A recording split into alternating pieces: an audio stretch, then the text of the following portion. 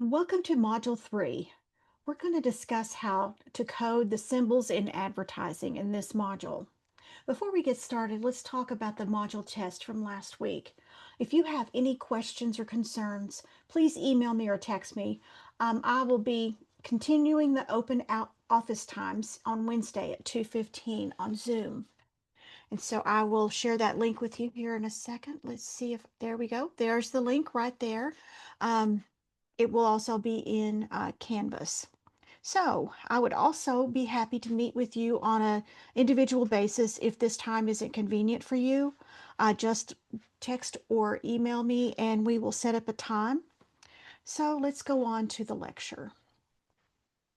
We have explored the history, theories, and our daily exposure to semiotics. Now we're going to learn how to code or decode those messages. But let's talk about the rules first. Who makes the rules for widespread systems? In a nutshell, it's who comes up with it first. An example is highway signs. One of the earliest organizing signing systems was developed in Italy by a touring club in about 1895. The Buffalo Automobile Club installed a signed network in New York State in 1905. These signs were regional and specific to the car club who was in the area. Standardization began in 1922 when W.F. Rosenwald of Minnesota, J.T. Daugherty of Wisconsin, and A.H. Hinkle of Indiana traveled through several states trying to come up with some standardizations or uniformity to mark all the roadway signs. They reported their findings in 1923. Hey, that's the same year that Texas Tech started. That ought to be an easy year to remember. At the Mississippi Valley Association of State Highway Departments. After some debates, the organization agreed on some distinct shapes to be used for all various situations. So let's look at those again. And so the rest is history. There were other countries that followed suit and started doing the same thing because it was cars were becoming so commonplace that people needed to have very standardized signage. Another example is the telegraph. The telegraph basically is just something that makes little noises, little dots and dashes. It was Samuel Morse who actually organized and created the code of dashes and dots that coincides with the alphabet. So he even gave it his own name. So it is the Morse code. And so basically, whoever comes up with a system and everybody agrees to use it makes the rules. Today's topic is coding. What is coding? The first time I ever got involved with coding was actually when I started doing some qualitative research. It's basically looking through either transcripts of interviews or books or things, in videos. It can be pretty much any kind of a communication system.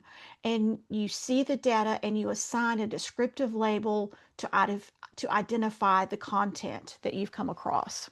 It's a qualitative data analysis strategy, is what it really is. If you decide to go to graduate school, you'll probably get a more in-depth explanation of the ins and outs of coding. But the bottom line is consistency in your choices of the meaning of the code in this situation and in any kind of research that you might do in the future. Coding is a useful tool even for non-research like in advertising. Semiotics can help us deconstruct a media text and explain the different ways producers create meaning. Before we go any farther, I'm going to show you a commercial. You may recognize the actor. Think about the mood that it sets. A journey. Every journey ends, but we go on. The world turns and we turn with it. Plans disappear. Dreams take over. But wherever I go, there you are. My luck, my fate, my fortune. Chanel number 5. Inevitable. Okay, then. So, what did you think of that? Think about the different things that you saw him do, the setting, all of the kinds of things that you would think that you would code. So stop the video for just a second and make a list. Saussure said that the relationship between the signifier and what is signified is arbitrary. So signs have to be organized into some sort of system for them to make sense. And those systems are codes. So think about water taps. If you had a water tap that didn't have the cold and the hot written on them, you would just automatically know that blue is the cold water and red is the hot water. It's pretty straightforward and it keeps you safe. It keeps you from scalding your hands or anything. So we have learned that kind of a code very early, and it's pretty well standard across the world. You need to learn the codes of and the conventions of written language in order to understand anything that you read. Like this particular sentence, that's a really hard one to read unless you understand what that kind of font does to some of the like the D's and the U's and the Y's and all of those kind of things. You have to be able to read those conventions to be able to make sense of the message. Symbols get their meaning by being a part of a well-established system of codes. So let's name some of those codes. The first one is color codes. When you're an art director, you make conscientious choices in color in advertising and photography and other media. Bright colors suggest energy, and dark shades create a more threatening or subtle atmosphere. Then we have dress codes. We aren't talking about the kind of codes you had in high school, but think about Roland Barthes. Remember, one of his most noted writings was about the fashion system. Clothes are an important part of our personal and group identity. Formal wear could suggest sophistication. Casual clothes connotates a more relaxed attitude. Hoodies and tuxedos signify two very different concepts. So, how you dress does matter. The lexical codes. Those are words like headlines and captions. They anchor the meaning of a text and lead the audience to read different parts. You can add the font style to this code too, as far as I'm concerned. Typography can set the tone for an ad just as quickly as colors and fashion. Look at the typeface on these rockets. Which one would you want to ride? I'm picking the one on the left because the one on the right doesn't look like it's very serious. And I want a serious rocket. Let's talk about nonverbal codes. Body language is very crucial to the narrative. Think about the obvious difference between an actor smiling and an actor wiping tears from their face. Or if the character is slouching compared to sitting back straight on the chair. Actors will often stare out at the audience from magazine covers and marketing materials to grab our attention. This is known as direct address. Now, want you to also look at this photograph. Here is a figure that's up above everybody else, and you can see that he is the leader. And because he's got a higher viewpoint than anybody else.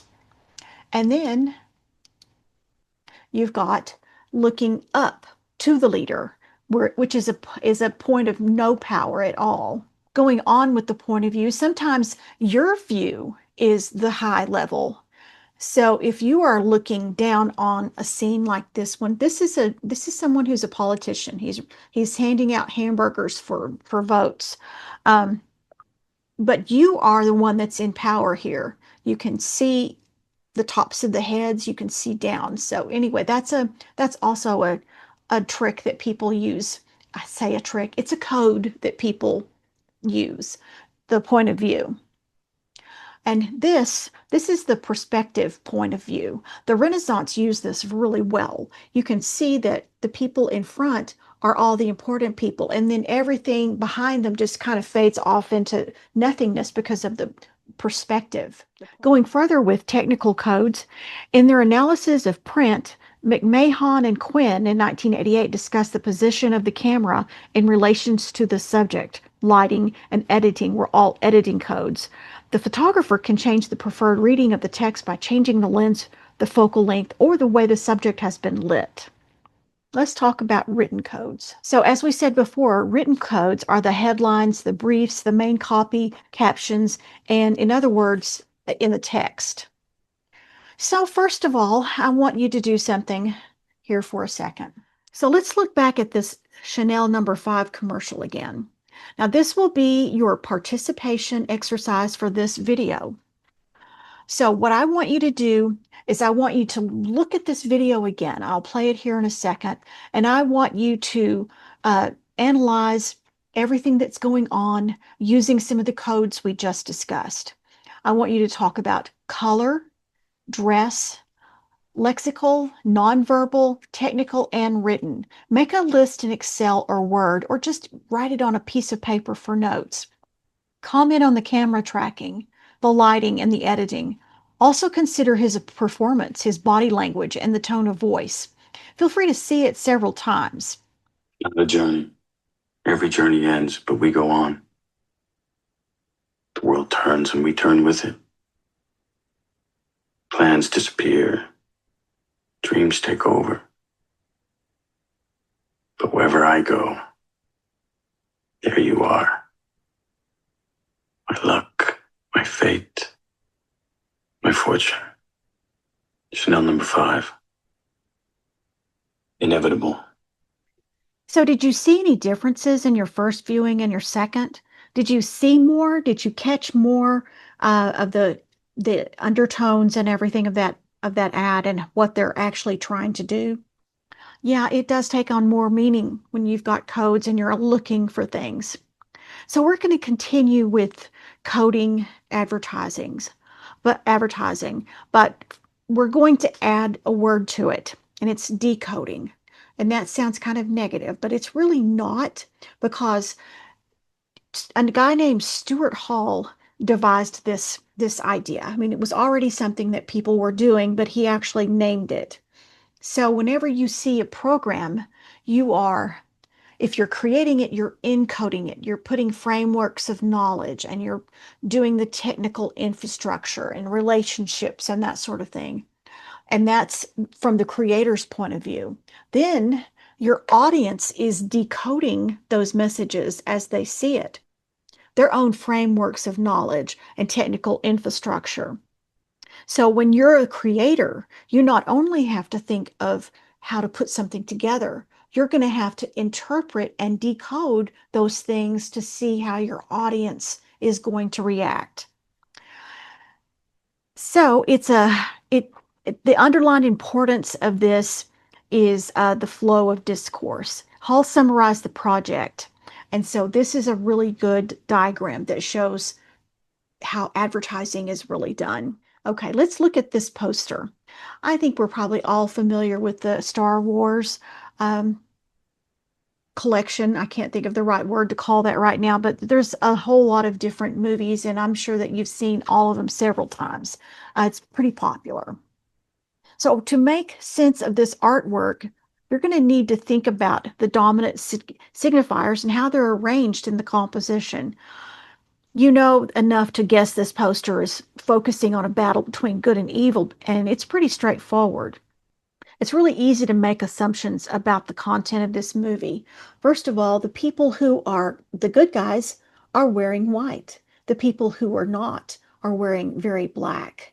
And then we have Han Solo that's wearing a combination of black and white. So good and evil, and that you can see that in his characters. Even their weapons have different colors shooting out of them. So it all makes sense, and it really tells you the flavor of the story of the movie. So by analyzing the connections between media texts, we can develop general conclusions about the wider cultural text. And so this approach is called structuralism. Can you watch an ad? I'm not an ad, but they call them trailers of movies, and pretty much tell what the whole movie's going to be about? I'm rarely surprised. If I see a trailer, then I see the movie, I pretty well already know what's going to happen. And that's what they want people to do. They want people to know what's coming. That's pretty much everything that we're going to talk about today. Your participation, if you will put that, if you'll upload your Word document or your Excel sheet, however, whenever I did a lot of coding, I'd put it in Excel sheets, but with just one ad, you can probably do it on a Word document, and that won't be a problem. So just be sure to include your opinion of what the creator wanted the audience to feel. And so please submit that into Canvas.